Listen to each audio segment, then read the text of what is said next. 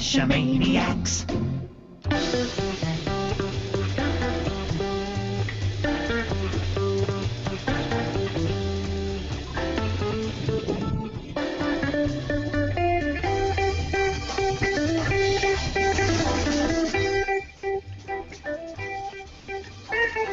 GeoGearHeads. Welcome to episode 178 of the GeoGearHeads. This is a show about geolocation games, including one of our favorite, geocaching. I'm the bad cop for Daryl W4, and our special guest tonight, Opencaching North America Administration Team of Dudley Grunt and Native Texan. Hello, hello. Howdy. Well, welcome back. We last had you guys on episode 125, talking about Opencaching the first time around, so anyone who didn't check that might want to head over there and check that one out. But we actually asked an Opencaching North America question last week that threw people for a big loop. We had all kinds of answers coming in, especially quite a few from Opencaching.com, but also a couple that didn't seem to understand where the boundaries of Animal Kingdom were in relationship to the caches, and we were getting a couple of weird answers there. So, tell us, guys, what was the only cache in the Animal Kingdom on Opencaching North America? And I just realized that I didn't even give you guys the answer to that, did I? No, you didn't. Oh, my apologies. It's been one of those weeks already. Oh, in the Animal Kingdom. Yeah, in the Animal Kingdom. That would be a dinosaur named Sue. It would. There we go. Nice. So one person was drawn as the, well, I guess it's actually two people technically was drawn as the winner. Native Texan, who was that? JR and Juju. They picked a couple of the state flag tags. Again, those are from coinsandpins.com. A couple of really nice tags there. You know, I keep wanting to steal some of those for myself, Chris. I don't know what you mean about that, Daryl. Yeah. So, You take those. I want some of those big coins you give away. You know, the ones that you can get on your boat and navigate with. I want those big coins, too. And, you know, we had that special event for Jesse and Scott were in town this weekend. And our winner, A Fish Out of Water, was supposed to have come to the event and picked up her coin, but she didn't pick it up. So does that mean I get to keep that one now? Well, I was just going to ask you, Daryl, have we ever had a winner not respond that they've won their coin and we get to keep it by default? One. We had one. But actually, we don't get to keep it. It goes back into the prize pool. Oh, okay. Bummer. Huh? Well, there you have it. No, so I guess we don't get to keep any of the good stuff. We have to go buy them ourselves. Yeah. But at least there's a discount. Yeah, there's at least that discount code, GeoGearHeads at coinsandpins.com that gets us 10% off. Nice. Yeah. So we only get 90% of a coin? Right, exactly. Okay. Fortunately, it's usually just the outer packaging, so, you know. I usually throw that away anyway.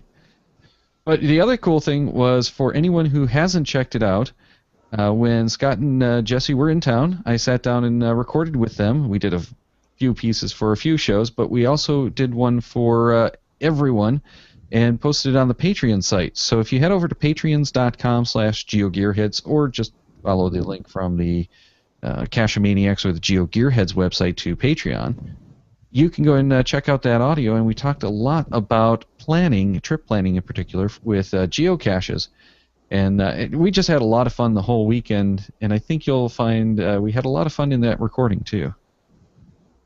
Well, how can you not have fun with Shorty Knits and that other guy? Yeah. That other guy. I always get his real name mixed up with his caching name. Exactly. You know, I do the same thing. And really, it's not that big a deal. It's just a matter of a space and some capital letters. Wait, which one goes where? That's the problem, is I never figure that out, and I always get them mixed up. One of these days I'll have to grab his driver's license or something like that. Just make a photocopy of it and make sure to include his social security number. He doesn't need the rest. Yeah, this is true. But that's not what we're talking about tonight, Daryl. We have two guests on that don't necessarily go caching with Scott Burks on a regular basis. That No. would be a little tricky because of the geography. Right. Well, guys, let's get into Open Caching North America. And one of the big reasons that people who haven't tried Open Caching North America might want to try it is because of the variety of cache types that you don't find at geocaching.com and many of the other listing services. Right.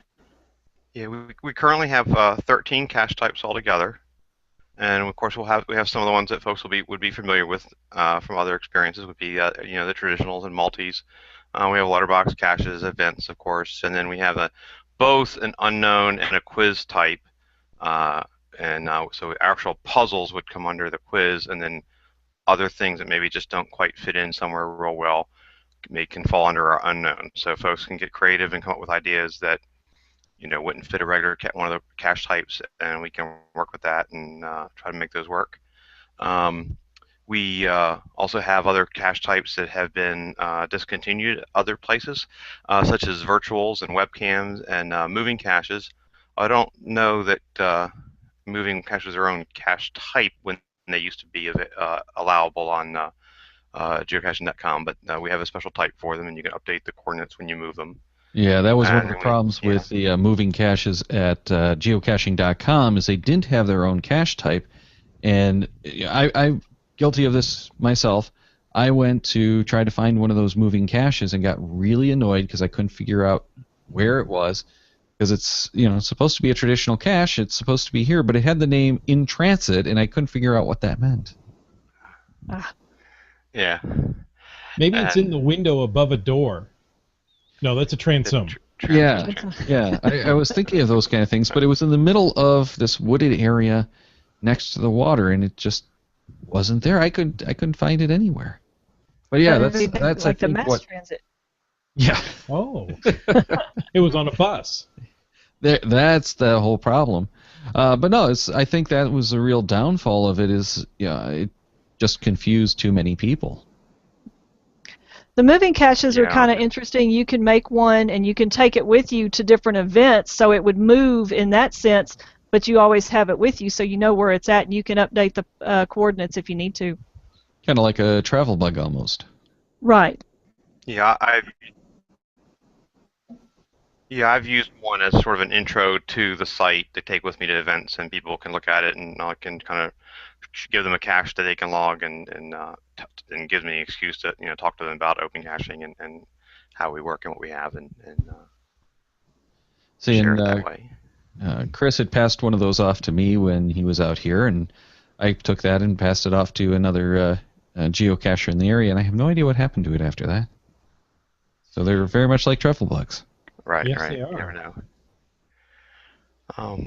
But we also have, other than those, we have some cache types that are either unique to us or that I'm not familiar with other places. But we have an MP3 or podcast cache that might be of interest here.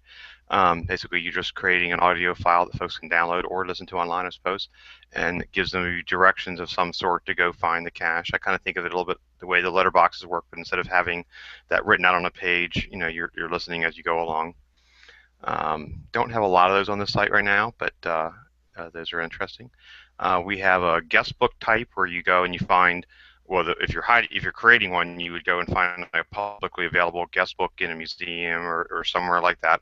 And it's just it's a little bit like a virtual. You're getting something in some place interesting, but instead of asking for information or a photo, maybe your requirement is to sign the logbook there and go in there. We have dead drops, which are USB thumb drives that you find, and that the log is actually just a text file on the thumb drive. Not a lot of those either, and I actually keep a secondhand sort of a used netbook available for that, so I'm not using my main computer, because so far I've only found one of those that's sitting there. But you do want to be careful and either have good protection on your system or have something dedicated for something like that. Yeah, we talked about that a little bit too. Few times that's been brought up in randomized shows.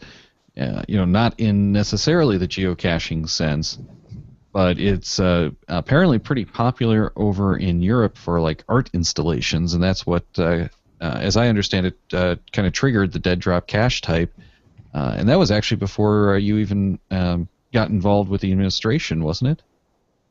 Yes. RV Road Trip, who was our original founder, or our founder, that was one of the types he set up, and there's a whole website and movement, like you said, and I think it's deaddrop.com or deaddrops.com, where people do this all around, and not necessarily associated with caching, but like you said, kind of maybe big in Europe, and so he thought it was interesting, and it's like doing a 5.5 cache, maybe where you have to do something that's maybe not for everybody. You may decide that there's a certain danger level or something you're not comfortable with, just like you would if you were doing something physical. But if you do it right, like I said, with having maybe a dedicated system or something where you can read the drive without being too concerned about whether, even if there was something on there, you can always just wipe the machine or something. But chances are, they should be fine if you've been hidden. Just like any other cache, you find something. I've always heard someone say, people say, well, you mean you go out in the woods and you look for something that some person you don't know hid, and it could be anything. Well, I suppose so, but it's that's the adventure part. It's a community, and right. Another one of the unique cache types we have, and it's also another creation of our is a bit cache. I call it a physical containerless cache. Generally either done as a sticker or like a laminated card with a passcode on it that you can that the person would have to use to go online and log it. So there's no logbook to sign, so there's a passcode, so you go online and you have that feature. And they may or may not have a QR code on it that allows you to just do a scan and go directly to the cache page to make it easy to log in the field. But generally, the URL or information for the cache will be on there, and then you have the code, so you can just go home and look it up that way. And actually, those log passwords relate to. I was going to talk a little bit more about some, the virtuals and what we do with those. And we actually make those log passwords available for any cache that you publish on the site, but their requirement for the bit caches just because of the way they are. But with the virtuals, they're alive and well with us. I always hear people say, we love virtuals, bring back virtuals, and we do have them. And instead of having to have the finder send the cache owner, answers the questions and stuff, and wait for an answer and go back, with the log password feature, the owner can, if they choose, set it up so that you get the answers, and then you use those to make up to a 19-character passcode that the person enters when they log it. So if they've answered all those questions, they've got that information, then they were there, they did whatever you wanted them to do. And that can be changed if I haven't really seen it be an issue here, but like the same way what happens with, say, travel bugs, where a code gets shared and published and people are logging it and off some website or list. Nice thing with the cache is you can always update that and change it. If that were to happen at some point, you can tweak that a little bit, and then you've got a new passcode, and you don't have to worry that the other one got shared. Yeah, and this is, I think, the only type of cache that I actually have still active on Opencaching North America right now. Our virtual caches, I think I have two, but that's one of the things I really liked about this and thought it would be, a solution, is having that passcode, so I don't have to answer all those emails, and people know if they got it right or not right away.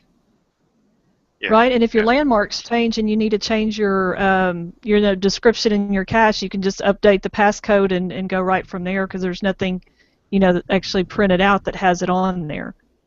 Mm-hmm. Right. And one of the things I do is with the virtuals, when I use a log password to help even further prevent armchair logging, is when I'm at the site, I'll look around for something that may not be directly related to the object.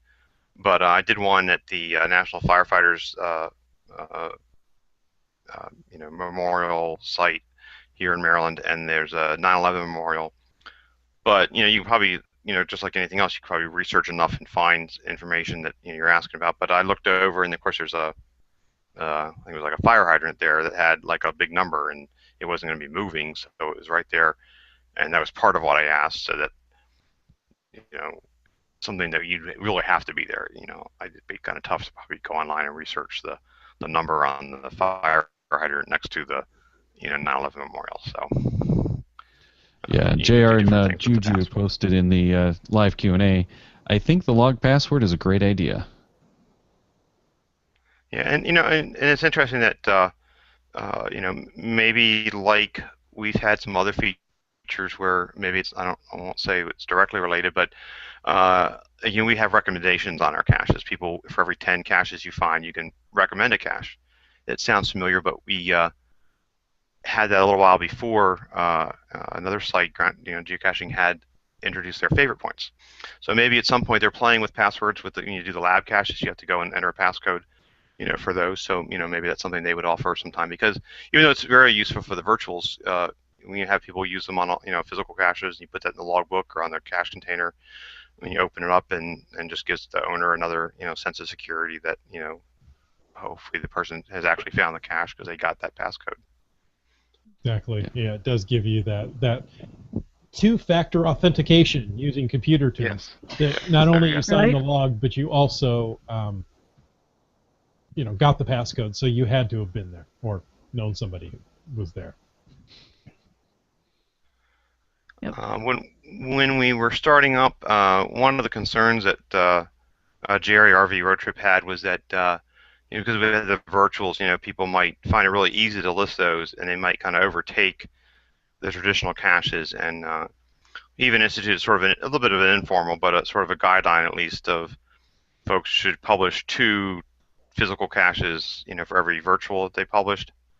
But we really haven't had that much of an issue. We're probably around that spot, because right now the virtuals only account for about 30% of our caches, and traditionals 40%, and the others break down a little bit. So the bits are probably the 3rd highest, but the other ones are kind of spread out.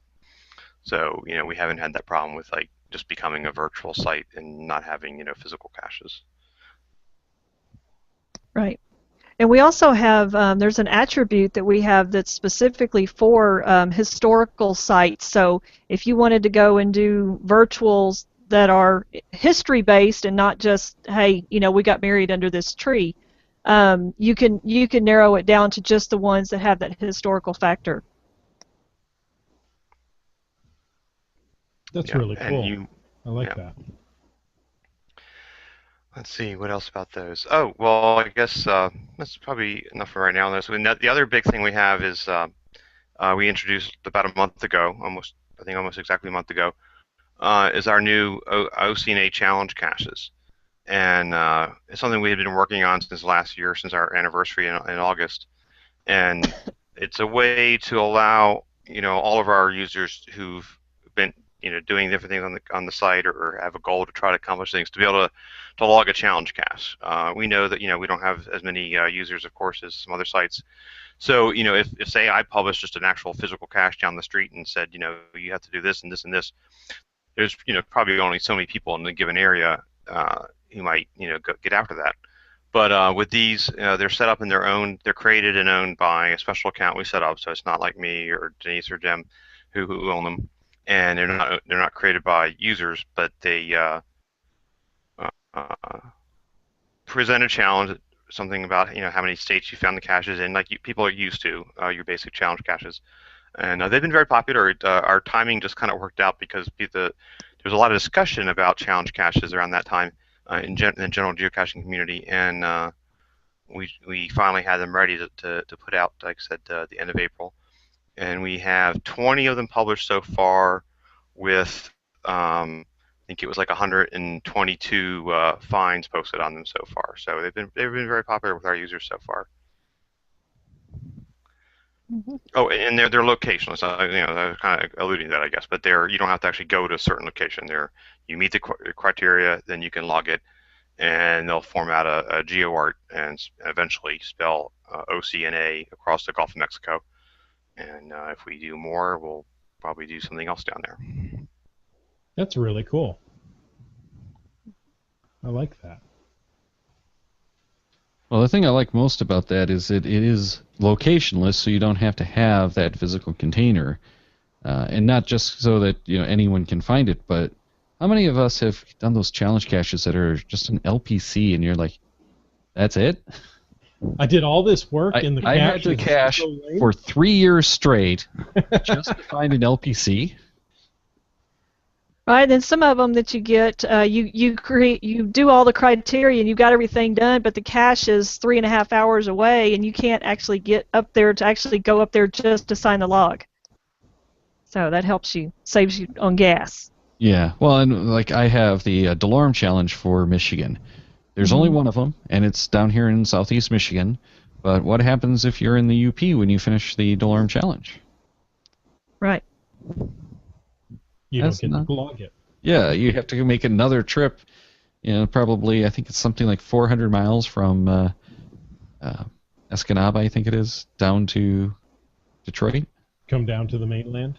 Yeah, so it's it's a big long trek. Yeah. And at the same time, we do, they would fit under. Like I said, these are a subset of our unknown cache type, so it's just not. It's not its own distinct type, but it's we just use that icon because it's something that doesn't quite fit in there somewhere else. But we would also probably use that same type for folks if they published more of a traditional challenge cache. And Memphis Mafia, I think out near Denver, he's put one out just recently where you have to find or hide one of at least all the 13 cache types. And so that's your more traditional type of challenge cache, but so we both are fine, and these are just fit a certain niche where sort of as a reward or give back to our users to say, hey, look, you guys have done a whole lot, or give you something to focus on doing, and that everyone in the community can work towards. And there's a list of the different the challenge caches and everything that we have. If you'll check out the blog, it's on our site. You'll see a list of all of those, and then from there you'll be able to link directly to the individual cache listings. Nice. So, are the challenge caches approved by an Opencaching North America admin, or are they self-published? Oh yeah. One of the three of the admins, me or Denise or Jim, it goes by Mr. Yuck. We go through and do the review. And we do is something different that folks maybe aren't used to too. Is that we don't publish them. We'll basically approve or not approve or give some feedback, and then it's not activated yet until the owner decides to publish it. So if you have an event coming up or something, you can plan ahead. You don't have to worry about trying to get a hold of one of us or review or something like that to say, I have these 30 caches, but I need to publish at 6:30 in the morning on the 23rd. You can get them ahead of time and then either use it. There's a timer feature where you can schedule it to do it automatically, or you can go on that time and just you actually then make them live on the site at that point when the owner chooses to do that. Oh, that's really nice. Yeah, it does confuse people who aren't used to it because that's not what folks are used to seeing. And we've talked about maybe hoping to try to add something to that where when you submit the cache, having a checkbox or something that says, would you like the admin to simply publish it upon approval or not? Because sometimes we have to follow up. We can look at a queue of caches that have been approved but not published yet, and if a little time goes by, we might, especially if it's a new user who we haven't seen publish a cache before with us, we'll just drop them a note and say, hey, we noticed that you haven't published your cache yet. Did you get the email okay? Did you see this? And sometimes folks just overlook that and didn't realize. All right. So is the significance of the Gulf of Mexico just that it doesn't have a country, or was there actually some reason that the Gulf of Mexico appealed to drop all those virtual or the location lists into? Well, just to be able to it's a big open area with other caches. Go ahead. Yeah, just to make sure that we weren't, covering up a good area that somebody might want to actually put a regular cache. These were just kind of an out-of-the-way place. So you're saying we're not allowed to put a bunch of caches on oil rigs or anything like that? Well, if you want to put one out there and they'll let you get to it, go for it. or did you check to make sure there are none in this area? Yeah. And another thing that came into play with that was that we talked about, well, they're locationless, but since that's not really a feature of the code that we use for Opencaching that we inherited through the actually our code comes from the Polish site. we're like, well, where do we put them? You know, if we put them in Texas, then everyone is going to suddenly have who logs them will have caches in Texas, even if they maybe haven't been there. So this falls outside of any kind of state or province, you know, area, and won't, you know, kind of trick your mess up your stats. Yeah. Right. So now that's another important point to mention, that this is one of many nodes, and we talked about this previously, but you guys are tied into that bigger system, which is not, as we mentioned before, part of Garmin's Opencaching.com. They're their own completely separate, strange entity out there.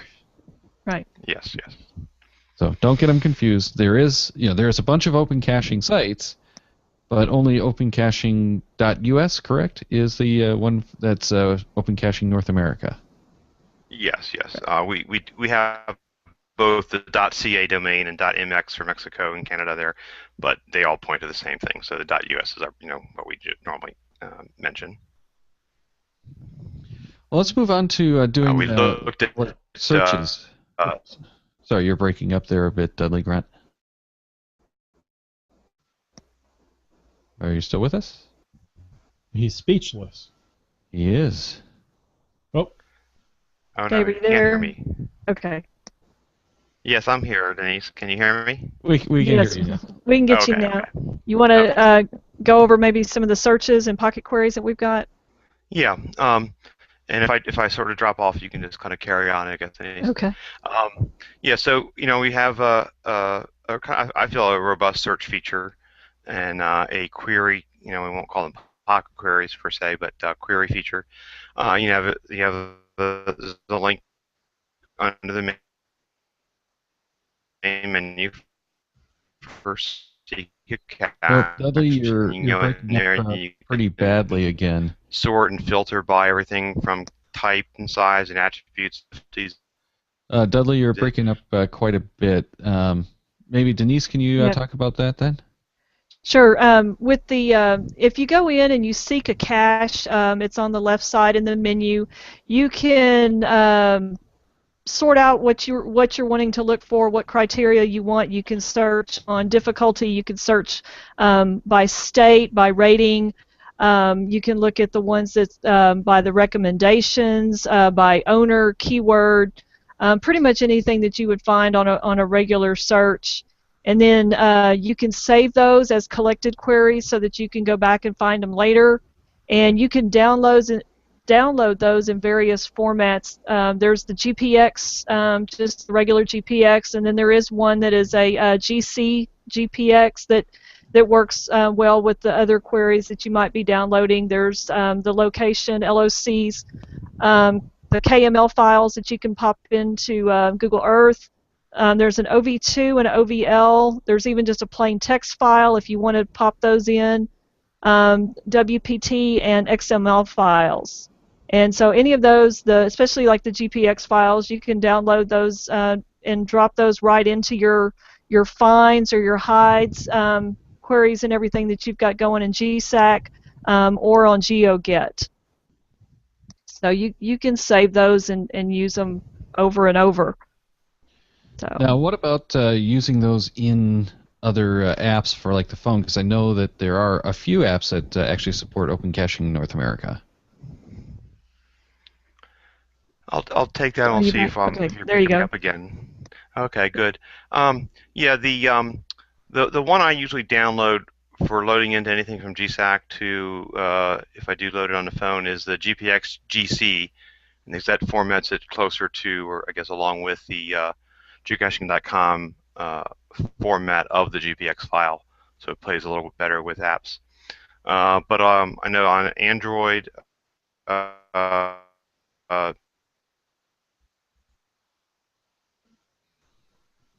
and I think we lost Dave again. What a great spot to lose him. CGO is now fully supportive of Open Caching. Hey, Dave, we lost you right when you started talking about all of the different apps that do support Open Caching North America. So we're going to have to start over with that list. Okay. I was saying that CGO fully supports open caching all of the sites within the community now, and they had started off with some limited use, but now you can do full live, search and logging and everything like you can with the other site on there. And there are a variety. They're all third-party apps. It's one of the things I didn't double check and look at the whole list, but mostly any site apps where you can load the GPX, especially if you download the GPX GC version, should work as far as at least for loading the caches. And like I said, CGO has a good full live support for the site. There's a site, another app called Opencaching on that supports. But I think that they've not been that app. I don't think has really been active, but it did work the last time I used it still. And Columbus is another app on Android, and I think they're still functioning. I'm not as familiar with the iOS apps without having looked it up again. I happen to be looking at the list here, Mr. Grunt. Oh, and good. I see Geocaching Buddy for both Android and iOS. Oh, yeah. Geocaches for the iPhone. And then Me Caching Geo and Open Basic for Windows Phone. And, of course, Geosphere for the iPhone with the GPX files. It doesn't get the Open Caching directly, but if you create a GPX, you can open it up in Geosphere. Mm-hmm. And not an app, but the with GSAC for use that I download stuff and I load it in there all the time. And since I use I do use the geocaching.com, I use Terra caching and stuff. I'll download whatever files in there, load them all in there, put them together, and I'm dealing with them, and then I can run my filters and stuff in GSAC and pull out exactly what I wanted after the fact too, if I want to refine that. So yeah, especially that version with the GC, that's pretty compatible with everything. Mm-hmm. And I didn't hear Denise the one way you can download it was when you if you run a search. It's not a download really, but you can click on the link for the Google Maps and have just the results of that search displayed on the Google Maps. Yeah, I missed the map nice part. feature. So yeah. Oh, okay, good. Let's see. And it is Google Map, which makes us also happy. Mm-hmm. Yes. Mm-hmm. Trust the Google Maps. Yes. Well, unless people put pictures on them. Now, do you have to be a premium member like the other listing sites to be able to download these pocket queries? Not at all. All of our users are premium members. Our a completely free site, and everybody has access to everything. Nice. Yeah. I knew the answer. I just had to let you say it. Doing your journalistic duty there. Exactly. Yes. And when you run these searches, if you can either download it through these versions, or if you do the save as or save the search results, you'll have a section for those saved things. And when you bring it up, later on down the road, that'll just bring up those exact results with the current information. So the same thing you ran before, it'll just bring up those results as they replied at that point in time. So it'll be updated like that. So that's a nice feature too. And I use it a lot for my uses. Let's see. As far as like trackables and stuff, we don't have our own, but there's another site, another nice independent caching site or cache-related site called GeoGearHeads out of Poland, and you can create free trackables that can be tracked through whatever caches you happen to put them on. Some of them it works more closely. You can just put the waypoint in, but otherwise you can put the code in and you can tell it was this cache. It won't show up obviously on these caches, but with Opencaching you'll get a note that has a GeoGearHeads in the cache if it's logged in there. But you can also pass it through geocaching.com caches and stuff, and it's completely free. You can just create your own code and hook it up to whatever. Denise, you had a note about tat tags, but there's nothing particularly feature-wise that works with the site. But we have one of our own, and we're hoping to have a new one in for our 5th anniversary coming up in August. Mm-hmm. Oh wow! I didn't realize you were having a 5th anniversary. Congratulations! Yes. Thank you. This is a busy year for geocaching because we had August 8th. Also. Oh, sorry, Dudley Grunt, you're cutting out again. Losing you. Yeah, but this was our 15th year for geocaching as a whole. I think the geocaching.com site is 15 years old near the end of this year. I don't remember when they actually went live. September, okay. Maybe, okay. I was thinking October, but okay. Yeah, I was thinking same thing was October. But yeah, there's that, and then you guys went online 5 years ago, as did the other open caching, the Garmin one, and there were a couple of other open caching nodes I think that opened up that same year. Yes, I think so. I remember there made some of them. I'm not sure how much they've done, but there's 10 nodes altogether, I think, and they can all be looked at opencaching.eu for Europe, and there's links to all the different nodes that exist.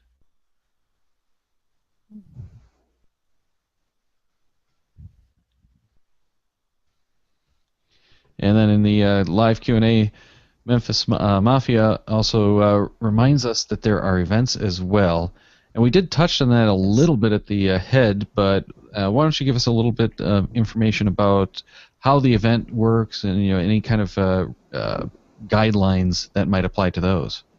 Yeah, the one thing we have that's a little different is that we have just published a guideline of publishing it 1 week ahead of time. Usually, most of the events we see, people are used to doing 2 weeks ahead, and that's obviously gives people more notice. But I host a monthly meet and greet around here, and of course I listed on both with Open Caching, of course, and I'll list it also with the geocaching.com because more people will see that. But I'll get a chance to talk to folks about our site, or they know. One of the things is that talking about that, I guess we do. We not as much about the event, I guess, but we do allow cross-listing of caches if people are interested in that. But when you go to publish the cache or start listing it, you'll be a notice that says, our preferences. Of course, we would prefer and see new, unique caches that are different. But if people want to try it out and see how the system works by taking a cache that they have, that it's, we allow that, of course, as that's the cacher's choice. But obviously, new, unique caches are the most appealing. And I have actually listed a few unique OCNA only events too for our anniversaries and such. And we have a small community around here, and we've had folks come out for those. Well, and there's no limit on time length either, so you could actually do like a flash mob, correct? True, yes. Or list more than 6 months in advance if you wanted to do something like, okay, next year I'm going to mark the anniversary of this event with another event. Yes. And yeah. So, and any kind of our guidelines we have just in general, we do treat them as guidelines, and we're usually a little flexible. We can work with folks if they want to, if there's something special they're trying to do that's a little different, whether it's the timelines with events or whatever, or distance so between caches and stuff. We can be a little flexible and try to work out what makes sense. Yeah, and we're not going to slap your hand if you happen to mention that it's also cross-listed on another site, or if you want to put a link to the restaurant that you're having or anything. We're, as long as it's not a completely commercial ad, we're a little bit more flexible on that. Yeah, that's one thing I'll do. I'll put the link to the restaurant so people can check out the menu ahead of time. I'm already encouraging them to go to the restaurant. I might as well let them take a look easily and quickly at the site and see what it's about and see if it's something they can decide ahead of time what they might want to get. Yeah, and to see if there's something there that they can eat. Exactly. Yes. Right. Now, we have a couple of comments in the live Q&A about how sparse the caches are on opencaching.na, or Open Caching North America. Wet Coaster says near him there are 2 virtuals, one is his, and traditional. He needs to put more out, obviously. And then Limax says 7 traditionals, 1 quiz, and 1 multi, quote, near him. So this is something you're not going to be able to get the numbers on, but if people are looking to kind of jump into open caching and get a feel for it and maybe list their own, do you have any tips for them on how to get involved on the site and just get started even with signing up for the account? Yeah. Another thing we do, you'll sign up, and this is pretty standard. But a lot of times I will recommend folks maybe check out some of our the cache types that aren't available elsewhere as something to try out. because that way they can put out something new, and it will be different because it won't be that same kind of cache elsewhere. But just drop us a note too. We're whether on the site on our forums or contact email links on there, and we definitely work with folks to help them through. We'll occasionally get you get active when you join up. People. I don't know if it's with our site or something, but people's the email that gives activation codes. They go and log in. Sometimes get caught by spam or whatever filters they have. Sometimes and people will come and they won't have seen it, and we can activate the account for them. And any kind of issues anyone has, we're just definitely more than happy to work with you one-on-one and figure out what's going on and answer questions and get you working. Well, just to let you know, within 50 miles of me, I have 8 different types of Opencaching North America caches, so including webcams, which are still active. Yes. Yes, you can still add those. And one of the best ways to get started is to get one of your geo buddies and say, okay, I'm going to go hide 3 caches, and you go hide 3. I'll have something to do, and somebody else comes to town. They've got 6 to find. So get together with a friend and do it together, and it really doubles the numbers. Yes, because as you kind of mentioned, any caching site is only going to grow as the users place caches on it, and if you can get a friend who's interested and we know and just like I mentioned, I use all the sites. We're not going to be exclusive on one site, so. It just offers some different things, different ways to do things, different stuff. And I know when I first learned that there were other caching sites and other caches, I just figured, hey, there's more caches. Why would I not want to go find those? And especially when there's a little some variety and different ways of doing things and different types of caches out there that to experience. Yeah, and that variety is one of the reasons that I'm still intrigued by open caching, because there's just those virtuals that I love are not available anywhere really but open caching now. Yeah, and virtuals are another way that you can do with the virtuals or your webcams and some of the other a few of the other types that are not physical.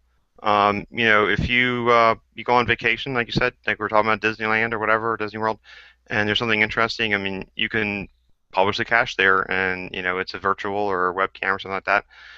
It doesn't take that same sort of continual maintenance that you would need. Obviously, at some point something might happen to the marker or something you use, but you can take care of that when it happens. But they're usually pretty stable, and that's another way that folks can do stuff is to find places like that on trips and make mentioning and help populate that area, so people local there will have something to go and find.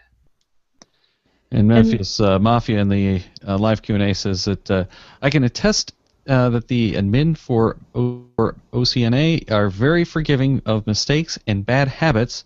The personal touch and connection is very nice.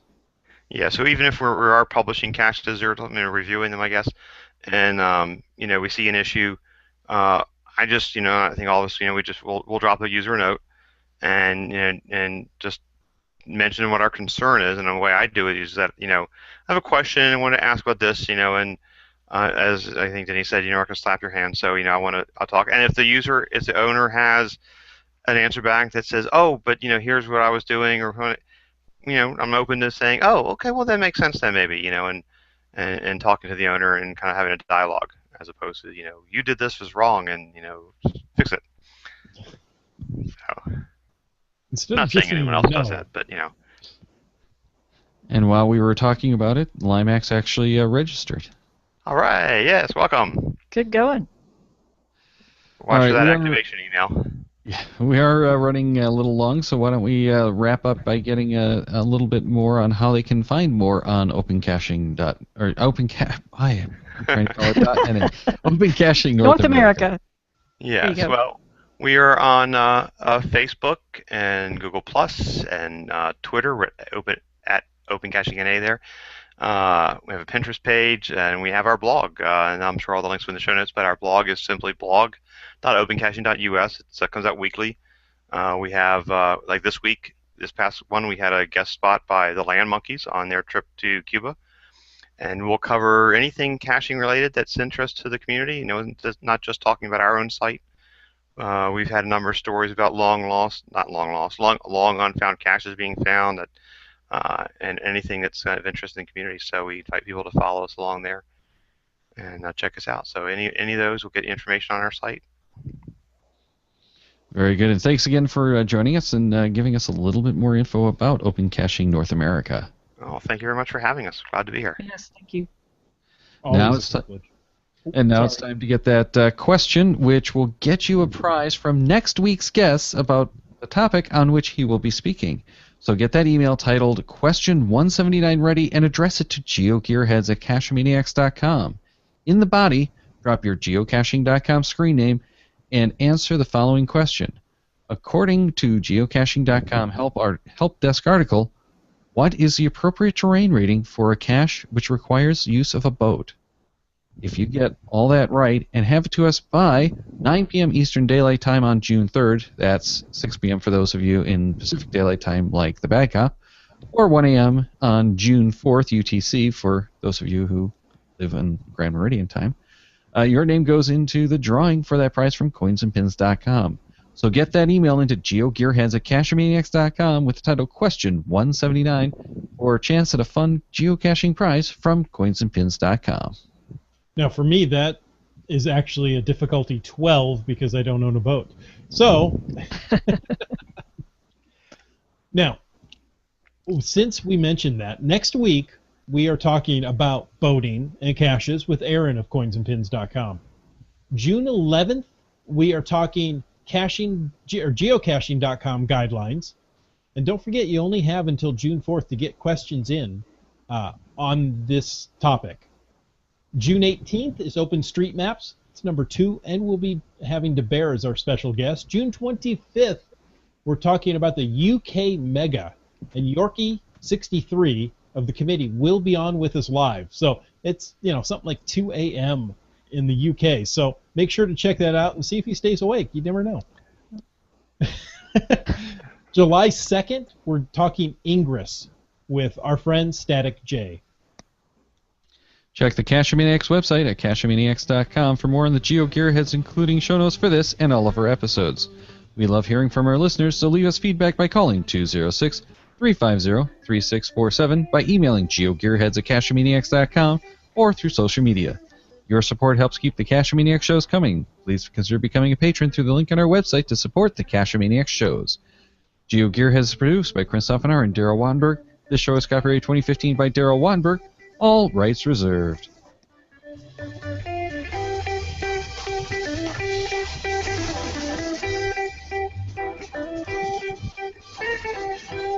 Yes, really, yes.